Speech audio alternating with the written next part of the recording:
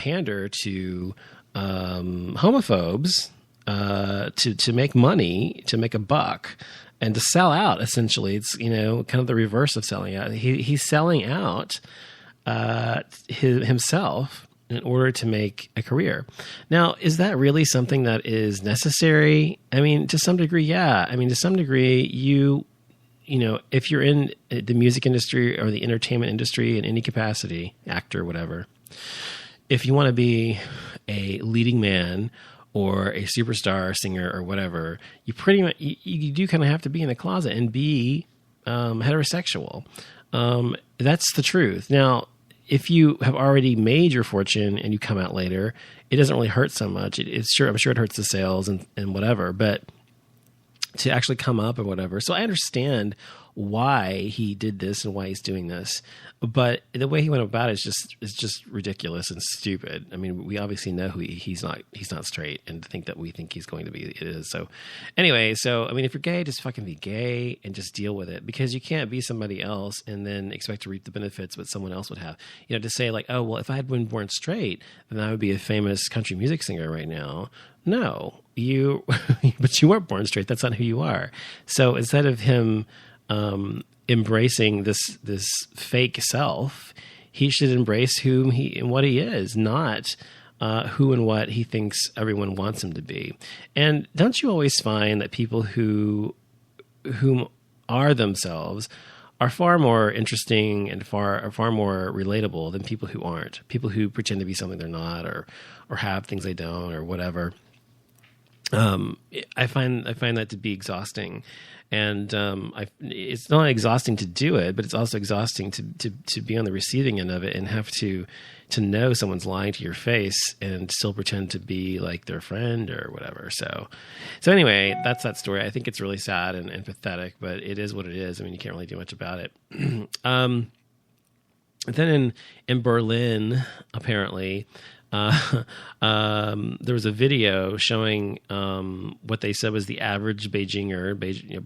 As I say Berlin, I meant Beijing. Sorry, Beijingers' take on the LGBT community, and it's living in China is not easy if you're gay, because not only is being gay here in America difficult to some degree, in countries like that in Asia where they kill you, or some of them kill their kids if they're born female, because they need a male to have an heir and have honor or whatever. It's ridiculous. So, and then even that country in like Russia or whatever else, they have this horrible outlook on gay men. And in China, this one woman says, gay men in China are so effeminate. I just think they're repulsive. And another person said, quote, we should give gay men testosterone injections.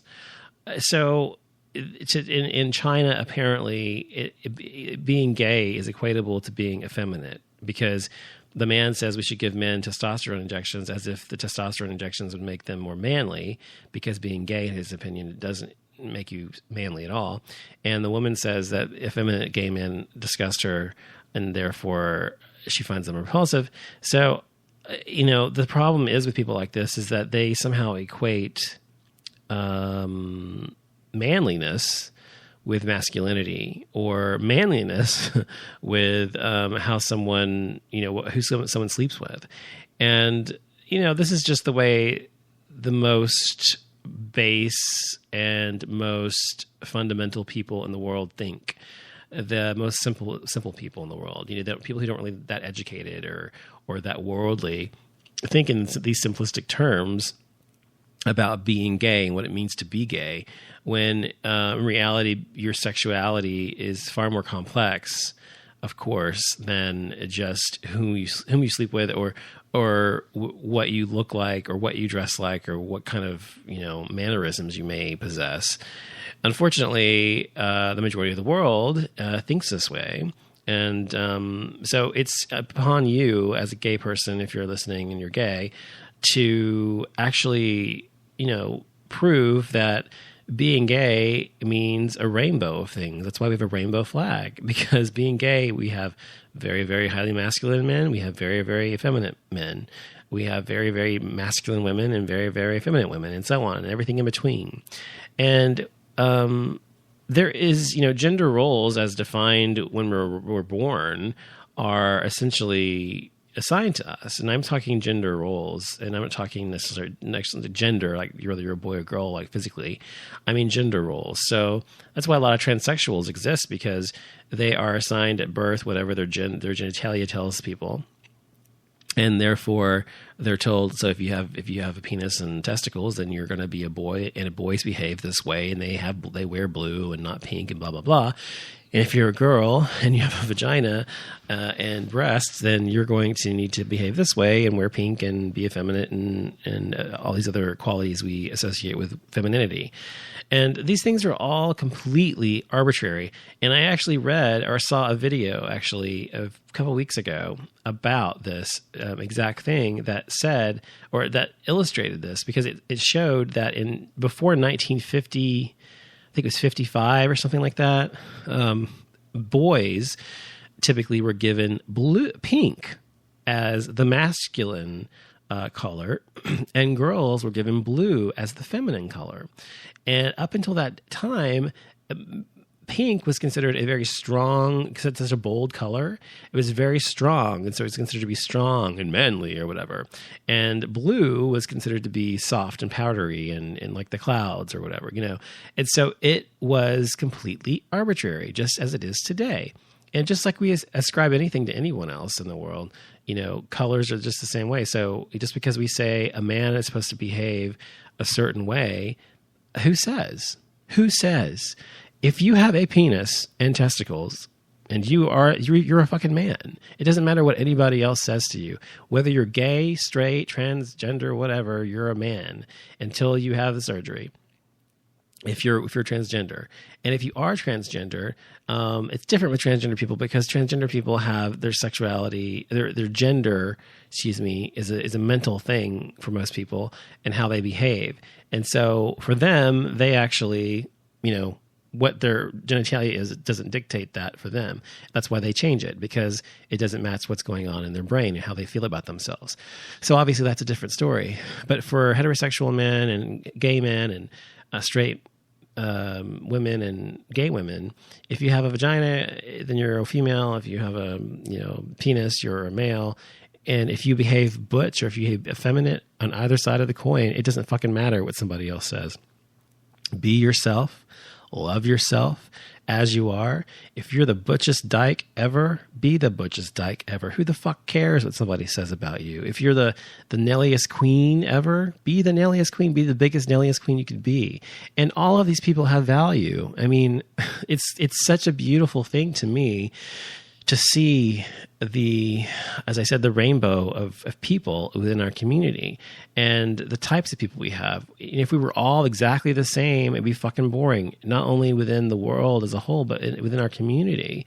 It's a good thing we have bears and we have twinks and we have, I don't know, whatever else there is, leather guys, and we have just your preppy guys and average guys or and next door, boys next door or whatever.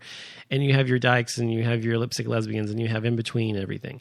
So it's good that we have these things, and whatever someone wants to be and however they feel comfortable should be okay with people. So for people to say, that, oh, I think it's disgusting when a man acts this way, acts effeminate. And it's definitely pervasive within our culture, especially in American culture, that a man has to act a certain way, otherwise he's seen as a pussy or a bitch or feminine or whatever, or a girl, and that is somehow considered to be an insult. To call a man a girl is an insult. Why? Women are powerful. Women are beautiful. Women have a great deal more to offer in a lot of ways than men do in some ways. So women are fucking fantastic. So to be compared to a woman is not a bad thing. And for a woman to be compared to a man is not a bad thing, because men are fucking amazing as well. We have great things that women don't have. That's the beauty of these two sexes, is that we have these different positives and negatives about ourselves. So stop giving a fuck what people think.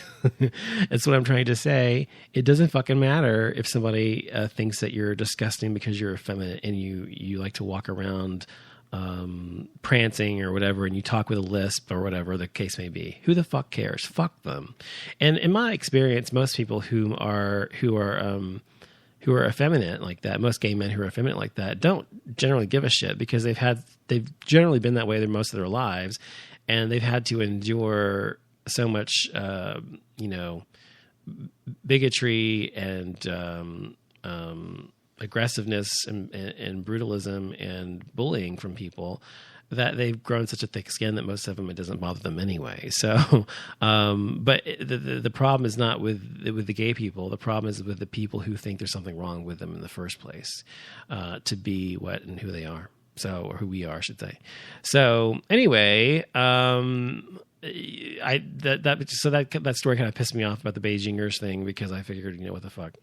We've been talking a lot about depression lately because obviously of Robin Williams. I talked about that on Brain Purge on the last show I did, I think. And Perez Hilton has been talking about his own depression, and depression in the gay community is pretty pervasive as well. More so than in the heterosexual community because we have a lot more to deal with than our heterosexual counterparts. If you go around and you're a heterosexual white Anglo-Saxon Protestant male or female, then you have far less to concern yourself with. Generally speaking, obviously people have different lives and different stations in life, et cetera. But I'm saying generally speaking than a black person or a gay person or a Hispanic person or, whatever. And gay people have a lot of things to deal with, specifically bigotry, as I was mentioning before, and having to come out, which is very stressful, and having to be accepted by people that you once loved and once loved you. And it's just a very, very difficult thing. And so being depressed is very pervasive within our community because a lot of times we're not accepted for who and what we are. And it's something that I think is a big problem. I mean, I know it is. And, that's why you have a lot of suicides, especially in the teenagers who are gay or lesbian, GLBT, whatever. And something has to be done about it because these people a lot of times don't have anyone to talk to and they feel isolated. I know when I was young, I was fortunate enough to have a family I knew loved me, and my mother, my grandmother, regardless of who and whatever I was or wherever I became. I didn't worry about that. But most people aren't as, in that age range, aren't always as fortunate as I was. So if you are, out there and you feel isolated and alone, whatever age you are, I don't care if you're, 16 or if you're 80, whatever age you are, there are people who care and who would care if they got to know you. If you're a decent person, which I'm sure you are, then just open yourself up and don't cut yourself off. Of course, circumstances sometimes prevent that. But if you ever want to talk to someone and you need someone to talk to and you're depressed, you can always email me at info@offlimitshow.com, and I won't put it on the air unless you say it's okay. And you can also always call me at 214-377-0481. There's 89. I'm sorry. It's on my webpage. I can't remember. I can never remember the number because I never use it anymore. But it's on offlimitshow.com. So feel free to do that. Anyway, so I watched a movie the other day with Robin Williams, speaking of that. And it's really eerie because it was a movie he did just a couple of years ago when it wasn't well known. I don't know if it was released to the theaters or not, but it was called, I can't remember. Fuck. But what it was about is this guy's, he's a teacher. He's a English and poetry teacher in high school, and his son goes there, and his son is this real asshole. Anyway, he ends up killing himself. His son does. But the way his son kills himself 2 years ago in the movie is exactly the way that Robin Williams killed himself. It was so weird to me that 2 years ago Robin Williams does this movie, and then 2 years later he finds his son. And 2 years later we find him exactly the same way. But and people are always saying, "I can believe that they killed themselves," whatever. And depression, unfortunately. Depression almost always has signs. It's very rare people who are severely depressed. You can't notice a change in their demeanor or their attitude or whatever, or their actions. So look for the signs in your friends or gay friends and lesbian friends and transgendered friends. And, transgender people have it even harder, I think, in my opinion, than gay and lesbian people do, obviously, because we're making great headway in our fight for equality, which is exclusive of theirs mostly, but not always. And they are still kind of left behind at step one. So it's really unfair. So hopefully you'll check it out. Oh, by the way, I was watching Kinky Boots a couple nights ago. I had never seen Kinky Boots. Now,